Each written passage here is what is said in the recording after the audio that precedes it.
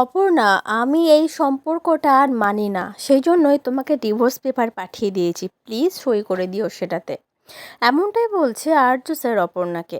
পুরোটা জানতে ভিডিওটিতে লাইক দিয়ে চ্যানেলটা সাবস্ক্রাইব করে দেখতে থাকুন। চিরদিনই তুমি যে আমার সিরিয়ালের আগামী পর্বে আমরা দেখতে পাবো আর্য স্যার রাজনন্দিনীর খুনের দায় নিজের কাঁধের উপর নেয় আর বলে আমাকে অ্যারেস্ট করুন, আমি আত্মসমর্পণ করছি। সেই জন্য আর্যকে জেলে দিয়ে দেওয়া হয়। আর আর্যকে জেলে দেখতে আসে অপর্ণা। তখন আর্য স্যার অপর্ণাকে দেখে বলে, তুমি কেন এসেছো এখানে? আমি তো তোমাকে ডিভোর্স পেপার পাঠিয়েই দিয়েছি। তখন অপর্ণা বলে, কেন পাঠিয়েছেন আপনি? তখন আর্য স্যার বলে, কারণ আমি এই বিয়েটা আর স্বীকার করছি না, বিয়েটার মধ্যে আর থাকতে চাইছি না।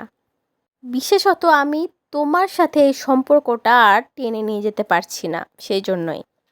আর এই কথাটা শুনে অপর্ণা অবাক হয়ে ছলছল চোখে তাকিয়ে থাকে আর্য স্যারের দিকে, যে তার আর্য স্যার এরকম কথা বলছে, আবার তার সামনে দাঁড়িয়ে কিভাবে পসিবল এটা। আর অন্যদিকে দেখতে পায় নকল রাজনন্দিনী আর তার বাবা দুজনে মিলে কথা বলছে। নকল রাজনন্দিনীর বাবা বলতে থাকে, যেভাবেই হোক ওদেরকে বাটি হাতে করে রাস্তায় নামাবার ব্যবস্থাটা করে ফেলতেই হবে। আর এই কথাটা শুনে নকল রাজধানী হো হো করে হেসে ওঠে। মানে নকল রাজনন্দিনী খুব খুশি হয়ে যায় তার বাবার এই কথাটা শুনে, কারণ সে তো এসেছে এই আর্য স্যারকে রাস্তায় নামাতে, ভিখারি বানাতে।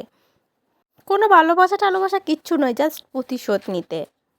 কিন্তু নকল রাজনন্দিনী বুঝতে পারছে না যে আর্য স্যারও হচ্ছে 7 শেয়ানার 1 শেয়ানা। মানে নকল রাজনন্দিনী যদি ডালে ডালে যায়, আর্য স্যার তবে পাতায় পাতায় যায়।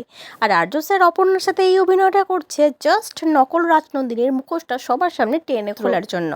যখন আসল রূপটা বেরিয়ে যাবে তখন কি হবে নকল রাজনন্দিনীর, সেটাই দেখার।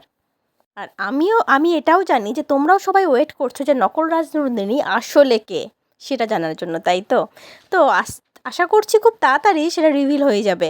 তো ওয়েট করো আর দেখতে থাকো প্রত্যেকটা পর্ব। আজকের পর্বটা কেমন লাগলো অবশ্যই কমেন্ট করে জানিও। পরবর্তী আপডেট নিয়ে তাড়াতাড়ি আসছি, সঙ্গে থেকো, সাথে থেকো, চ্যানেলটা সাবস্ক্রাইব করে দিও। ধন্যবাদ।